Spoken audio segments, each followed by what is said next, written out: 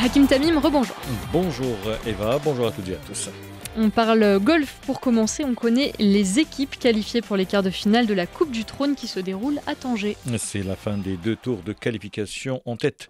À l'issue donc de ces 2 jours de compétition, le Royal Golf Dar es Salaam, le vainqueur de la dernière édition, l'équipe qui détient le record de victoire avec un score de -1. Deuxième, le Royal Country Club de Tanger, club hôte de cette 20e édition de la Coupe du Trône avec +4, une équipe particulièrement solide cette année qui s'impose comme l'une des formations à suivre de près dans cette édition. Il y avait de l'enjeu également en bas de tableau avec la qualification in extremis du Royal Golf d'Al Jadida qui devance d'1 point le golf de Saïdi Al-Aqs, donc un petit point.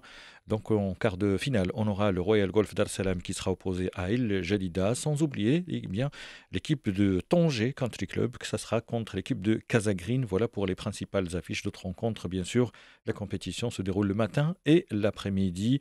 Et bien sûr, les 2 premiers jours ont été marqués par le vent fort qui a soufflé et qui souffle encore sur la ville du Détroit.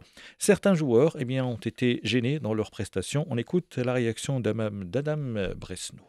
Bon, hier ça allait encore. Je pense que le parcours n'est pas si dur que ça. Donc on va dire que ces 2 jours-là, mon jeu n'était pas incroyable, mais j'ai quand même réussi à sortir -4 hier, donc c'était vraiment sympa. Aujourd'hui, c'était vraiment compliqué. Déjà que mon jeu n'était pas là encore. Driving, vraiment, il n'était pas là du tout, quoi. Plus le vent, c'était vraiment compliqué. Je pense que c'était vraiment une journée où il fallait être très très fort mentalement, pas s'énerver. Malheureusement, ça a été assez compliqué pour moi, mais bon, c'est comme ça, c'est le golf, on apprend. Sinon, je suis content, il y a des scores qui sont assez bas.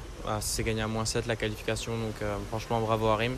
Voilà, justement, Rim Emily qui a réussi un premier jour avec -7, excellente journée. Hier, elle a joué dans le par, mais dans l'ensemble, elle est satisfaite de sa prestation.